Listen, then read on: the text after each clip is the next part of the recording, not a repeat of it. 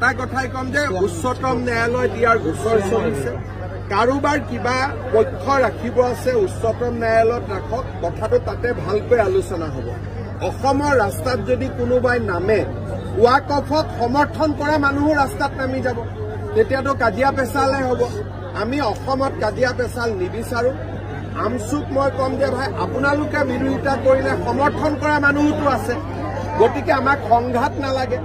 আমি ইয়াত ভাতৃত্বমূলকভাৱে সকলো চলি থাকিব লাগে অসমখন আগুৱাই লৈ যাব লাগে সেইকাৰণে ভাল আৰু বেয়া আমি তাৰ পাৰ্থক্যটো বুজি পাব লাগে কোনোবাই ওয়াকফক বিৰোধিতা কৰিছে মোক ক'বলগীয়া নাই সুপ্ৰিম কোৰ্টত যাওক সমৰ্থন কৰিছে তেওঁ সুপ্ৰিম কোৰ্টত যাওক যেনেকে ওয়াকফ আইনক আমি সমৰ্থন কৰিছো যোৱাকালি সমৰ্থনত আমি সুপ্ৰিম কোৰ্টত গৈছো আমসুৱে বিৰোধিতা কৰি সমৰ্থন যাওক কিন্তু ৰাস্তাত একো কৰিব দিয়া নহ'ব আমসুক আলোচনাৰ মজিয়ালৈকে মাতি সুপ্ৰিম কোৰ্টত আলোচনা জাজে কৰিব আমি ক'ত আলোচনা কৰিম আমাৰতো কামটো হৈয়ে গ'ল সংসদত গতিকে